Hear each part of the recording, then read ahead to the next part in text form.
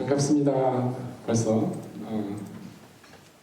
한 달간의 여정을 마치고 돌아오신 우리 김경희 이상의 가족을 환영합니다.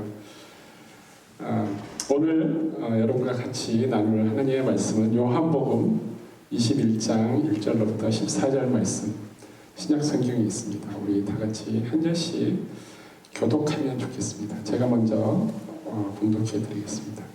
그 후에 예수께서 디베랴 호수에서 또 제자들에게 자기를 나타내셨으니 나타내신 일이 이러하니라. 시몬 베드로와 디두모라 하는 도마와 갈릴리 가나 사람 나다나엘과 세베대의 아들들과 또 다른 제자들이 함께 있더니 시몬 베드로가 나는 물고기 잡으러 가노라 하니 그들이 우리도 함께 가겠다 하고 나가서 배에 올랐으나 그날 밤에 아무것도 잡지 못하였더니 날이 새어갈 때에 예수께서 바닷가에 서셨으나 제자들이 예수이신 줄 알지 못하는지라. 예수께서 이르시되 너희에게 고기가 있느냐 대답하되 없나이다. 이르시되 그물에 얼굴에 던지라 그리하면 잡으리라 하시니 이에 던졌더니 물고기가 많아 그물을 들 수 없더라. 예수께서 사랑하시는 그 제자가 베드로에게 이르되 주님이시라 하니 시몬 베드로가 벗고 있다가 주님이라 하는 말을 듣고 겉옷을 두른 후에 바다로 뛰어내리더라. 다른 제자들은 육지에서 거리가 불과 한 50칸쯤 되므로 작은 배를 타고 물고기 든 그물을 끌고 와서 육지에 올라보니 숯불이 있는데 그 위에 생선이 놓였고 떡도 있더라.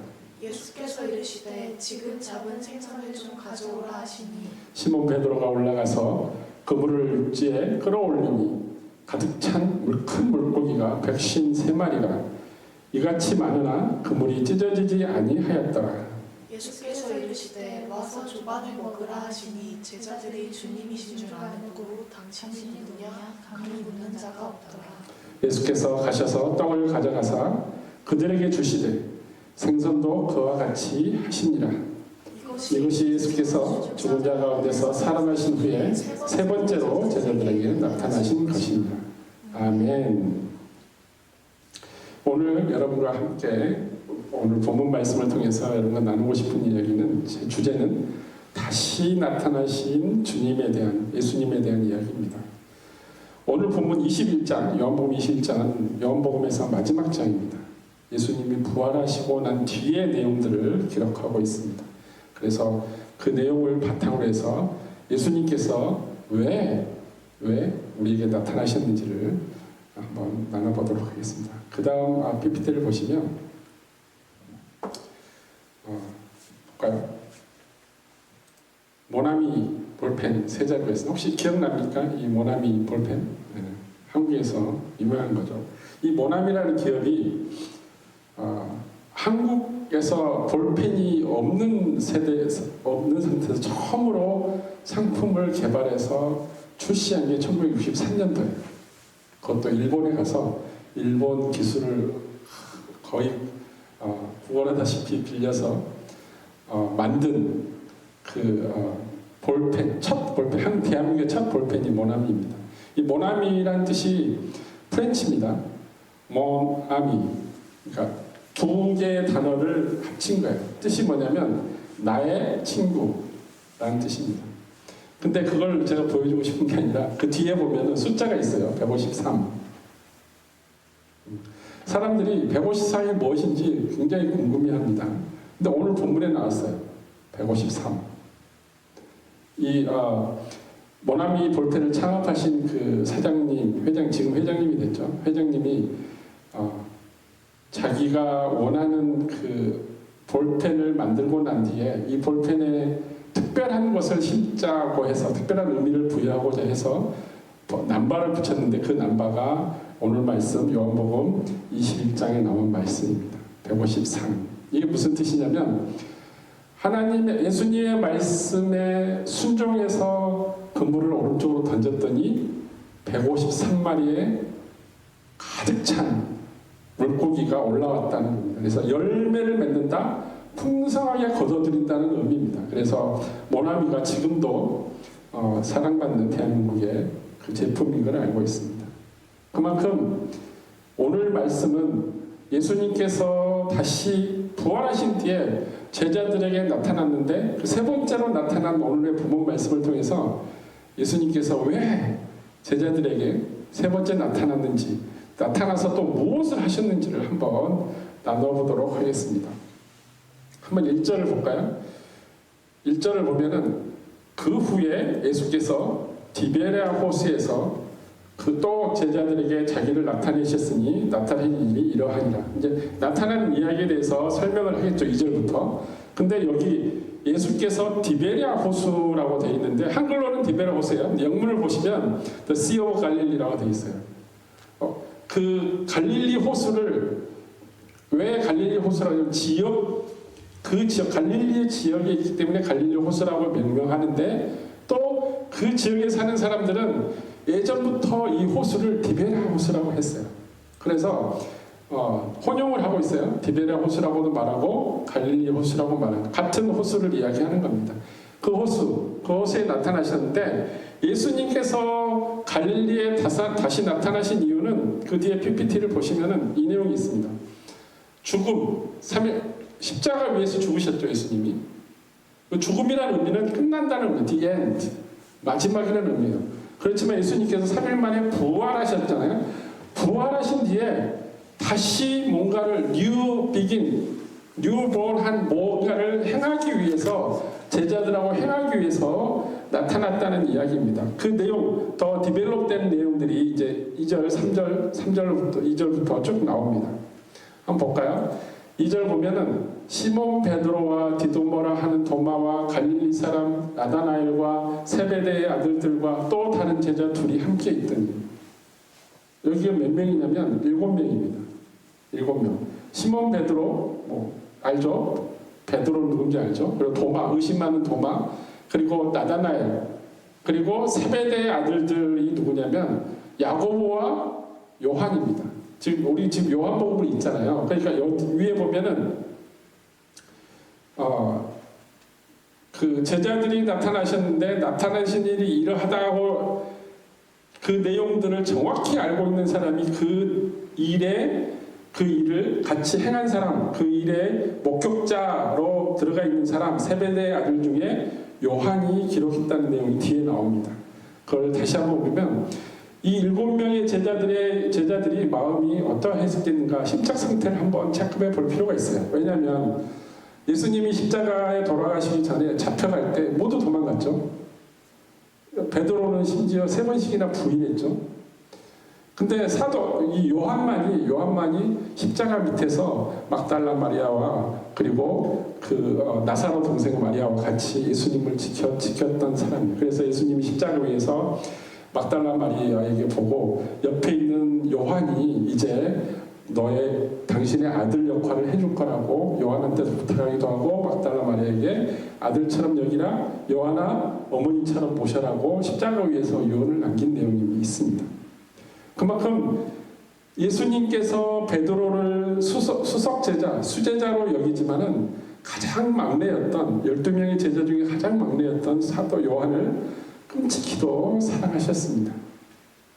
이 7명의 제자들이 갈릴리에서 예수님이 만나주겠다고 그러니까 갈릴리로 왔어요. 근데 왔는데 예수님이 나타날 때까지 기다리는데 너무너무 공허한 상태, 또 예수님을 배반하고 예수님을 부인하고 예수님을 향해서 도망가고 이런 행태를 했던 이 제자들이 이제 예수님을 기다리고 있는데 오지 않으시니까 마음이 착잡합니다.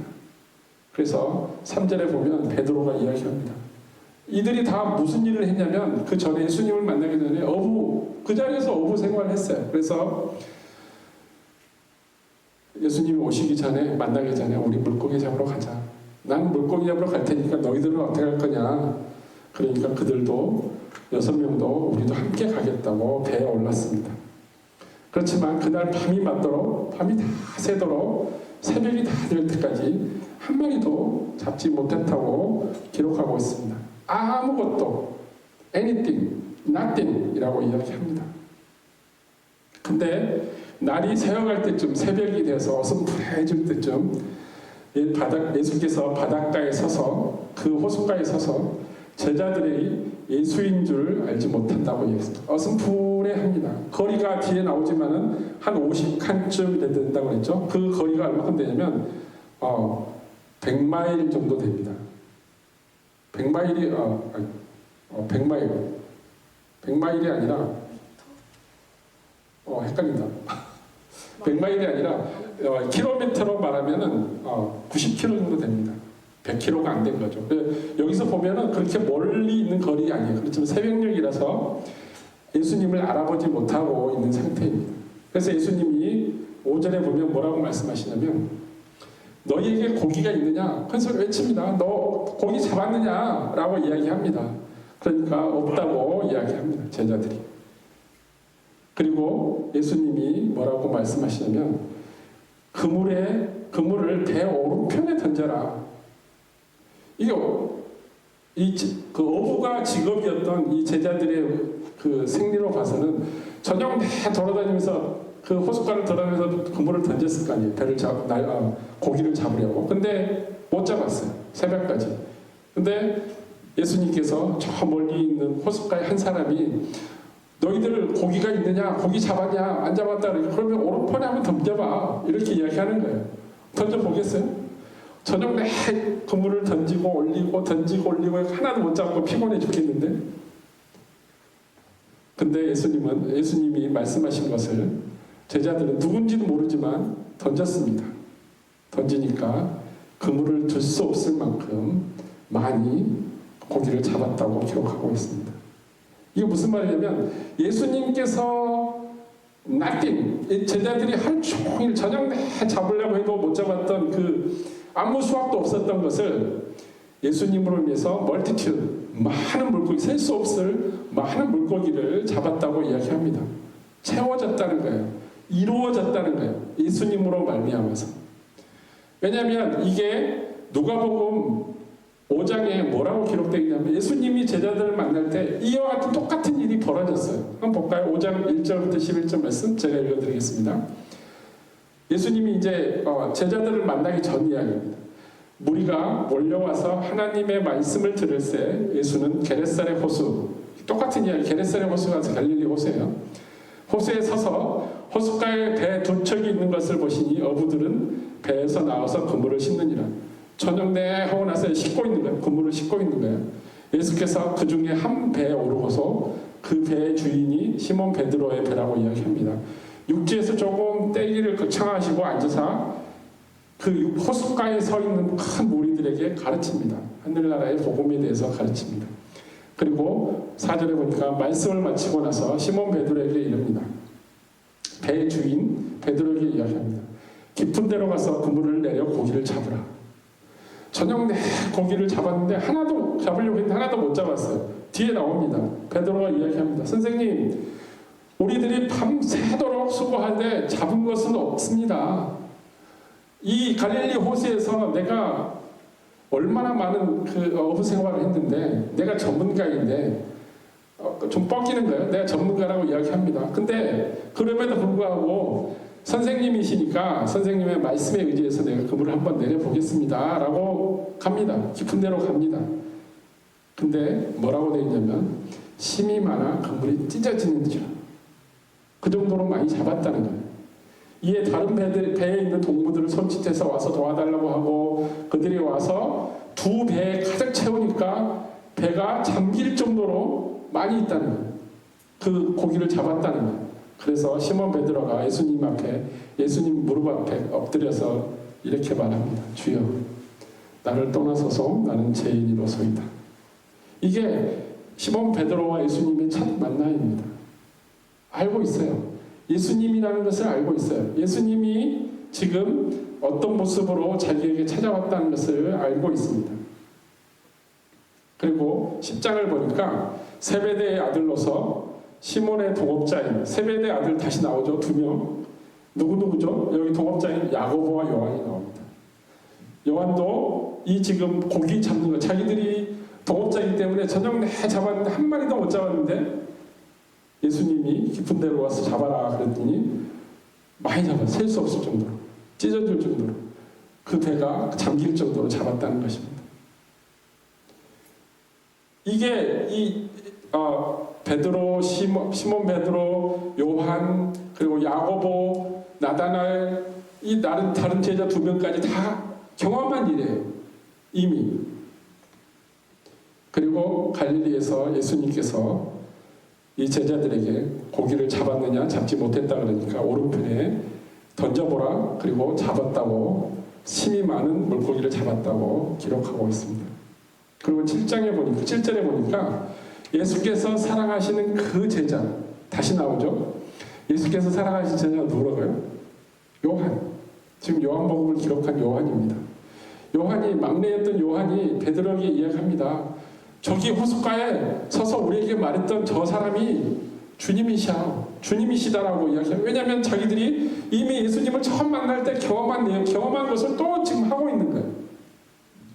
주님이시라 하고 하니까 시몬 베드로가 너무 놀란 거예요. 아까 우리 제자들의 마음 상태를 봤죠. 예수님께 어떤 상태? 예수님을 부인했고 예수님께 도망갔고, 이런 미안하고 죄스럽고 다시 만나면 어떻게, 저희가 예수님이 다시 사셨다는 이야기를 들었는데 막달라 마리아하고 나사로의 동생 마리아에게 예수님이 다시 사셨어. 근데 갈릴리에서 만나자고 했으니까 갈릴리로 가봐. 이렇게 전해줬기 때문에 이들도 알고 있어요. 그 예수님이 지금 저기 나타났다고 그러니까 시몬 베드로는 쫓아갑니다. 그냥 90m 정도 떨어져 있는 그곳으로 헤엄쳐서 가기 위해서 바다로 뛰었습니다. 그리고 헤엄쳐서 예수님 앞에 갔습니다. 남아있는 다른 제자들은 이제 배를 몰고 다시 호숫가로 올라옵니다. 육지에 올라와 보니까 예수님께서 숯불을 피워놓고 있습니다. 그리고 그 위에 뭐가 있다고요? 생선, 그리고 떡. 생선하고 떡하면 무슨 생각이 들죠? 오병이요. 먹여주는 겁니다. 배고픈 자들을 먹여주는 겁니다. 저녁 내 고기를 잡으려고 어부로서 갈릴리 호숫가에서 그물을 던지고 다시 올리고 그 역할만 반복했죠. 근데 하나도 잡지 못했지만 예수님으로 말미암아 다시 체험을 받았습니다. 근데 이 체험을 받고 나온 이들에게 무엇을 하고 있냐면, 예수님은 그 물고기를 잡은 것을 준 게 아니라 이미 물고기를 잡은 것을 가져오기 전에 예수님은 준비하셨습니다. 생선도 준비하고 떡도 준비하고 그들이 올라와서 먹을 수 있도록. 그리고 예수님이 또 이야기합니다. 지금 너희들이 잡은 그 생선을 좀 가져와라. 내가 준비해 놓은 것도 있지만 너희들이 잡은 것도 좀 가져와라. 그러니까 시몬 베드로가 또 달려갑니다. 그리고 그 가득히 올린 그 고기의 개수가 이렇게 나옵니다. 153마리라고 나옵니다. 아까 모남이 이야기했죠. 153마리 정도.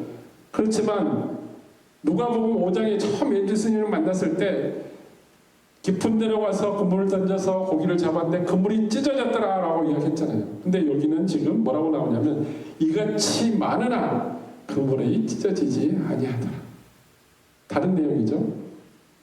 예수님께서 감당하지 못하는 그 제자들을, 요가복음 5장에 나온 감당하지 못하는 그 제자들을 교육시키고 훈련시키고 같이 동행함으로 인해서 그들의 믿음 가운데, 그들이 세상 가운데 나가서 무엇을 잡을 것인지 사람 낳는 어부가 되게 하는 그 어부로 만들어 주신다고 했는데 이게 그걸 이루신 거예요. 이제 그물이 찢어지지 않습니다. 많이 잡아도 찢어지지 않고 예수님의 말씀을 다 받을 수 있는 그런 제자가 되었다고 말하고 있습니다. 그리고 이 배고픈 제자들에게 헝그리한 그 바디 가운데 다시 생선과 떡으로 그 제자들의 마음을 흡족하게 해주셨습니다. 프로필 채워주셨다, 이루었다고 말씀하고 있습니다. 그리고 예수님께서 12장에 이렇게 말씀하십니다.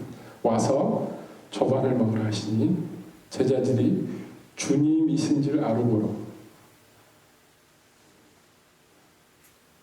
주님인 줄 이제 가까이 왔고 예수님이 어떻게 행하고 어떤 모습으로 행했다는 걸 뻔히 알고 있기 때문에 당신이 누구냐라고 감히 묻는 자가, 이미 제자들의 마음 상태가 예수님을 만나면은 무릎 꿇고 용서를 구하고 울고 다시 만져보고 싶은데, 예수님께서 생선과 떡을 준비해 주시고 하나씩 하나씩 와서 먹으라고, 조반을 먹으라고 이야기하니까 제자들은 예수님 옆에 앉아서 눈물을 흘릴 뿐입니다. 너무 감사하고 고맙고 너무너무 감격에 겨워서 제자들이 예수님을 보고 감히 누구냐고 묻지 않고 예수님을 바라보고 있습니다. 제자들의 그 예수님을 바라보는, 예수님께 미안하고 죄송하고 예수님을 향한 그 마음, 떨스티한 그 갈망하는 마음을 위로해 주셨습니다. 생선과 떡으로 다시 제자들의 마음을 위로해 주시고 채워 주셨습니다. 그게 예수님의 모습입니다.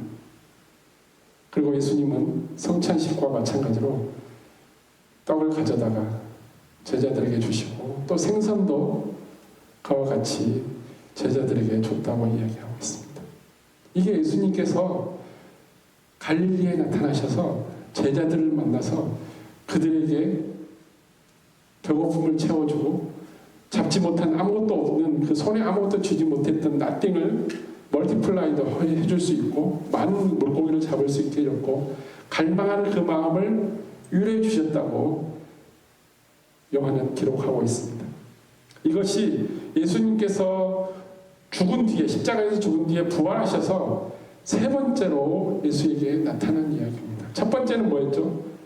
무덤가에서 제자 마리아와 막달라 마리아와 나사렛 동생 마리아에게 나타난 거고, 두 번째로는 제자들이 도망가서 이제 그 마가의 다락방에서 숨습니다. 왜냐하면 유대인들이 예수의 제자라고 잡아가서 자기도 죽일까 봐 숨어서 벌벌 떨고 있는데 문을 잠궈놓고 숨어 있는 거예요. 근데 문으로 들어오지 않으시고 벽을 뚫고 들어오셔서 예수님께서 자기의 못 박힌 손자국을 보여주십니다. 그러니까 도마가 뭐라 그러죠? 내가 직접 봐야, 예수님의 그 못 박힌 그 손자국을 봐야만이 내가 믿겠다고 할 때 예수님께서 보여주신 사건이 두 번째입니다. 그리고 오늘 내용이 세 번째로 예수님께서 나타나신 내용입니다.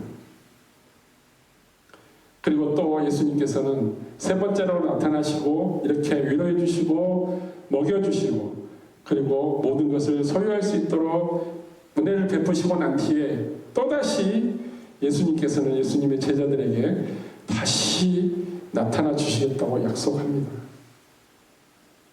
세상 끝날까지 항상 함께 제자들과 함께 하시겠다는 약속을 해주십니다. 그게 어디에 나오냐면 마태복음 마지막 28장 마지막 절 19장 20절, 여러분도 알고 있는 내용입니다. 그러므로 너희는 가서 모든 민족을 제자로 삼아 아버지와 아들과 성령의 이름으로 세례를 베풀고 내가 너희에게 분부한 모든 것을 가르쳐 지키게 하라. 볼지어다 내가 세상 끝날까지 너희와 항상 함께 있으리라.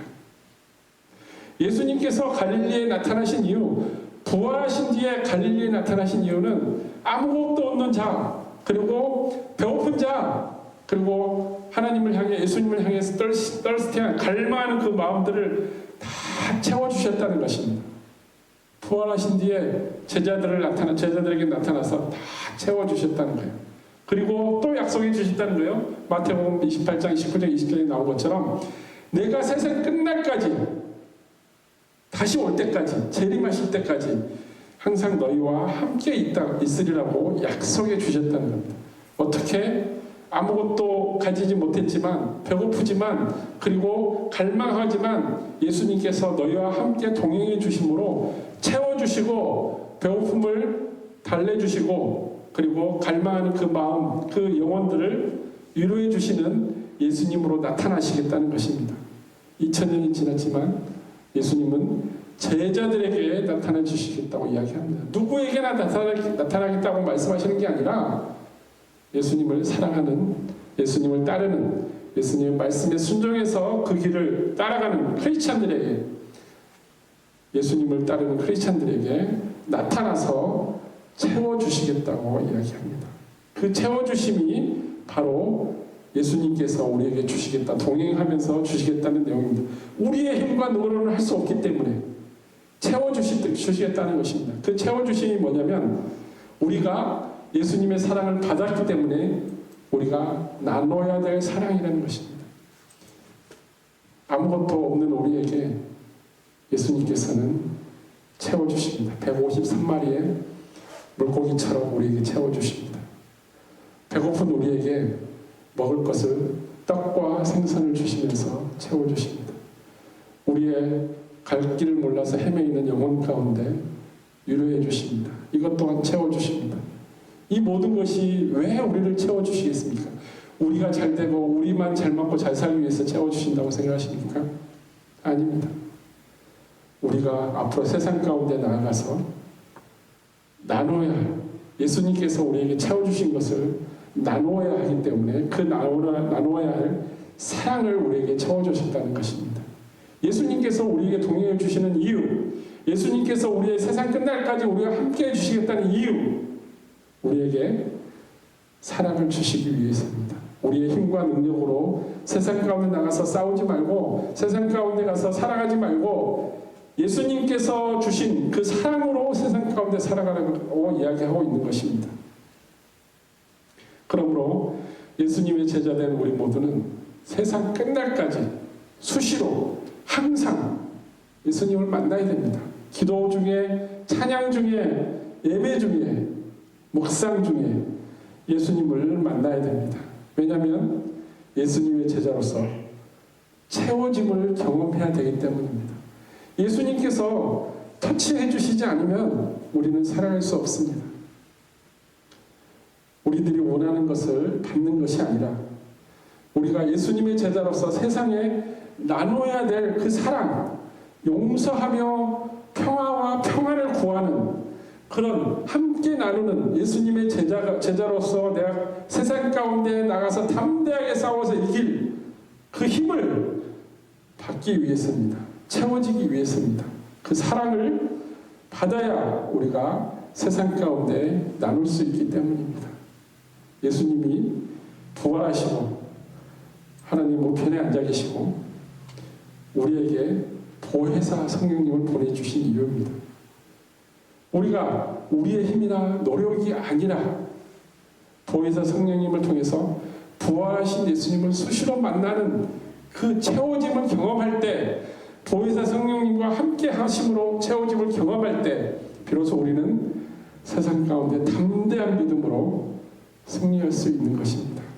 예수 그리스도께서 우리에게 주신 크리스찬의 향기, 소금과 빛의 그런 크리스찬의 모습으로 세상 가운데 나갈 수 있다는 것입니다. 예수님을 만나야 되는 이유가 바로 거기에 있습니다.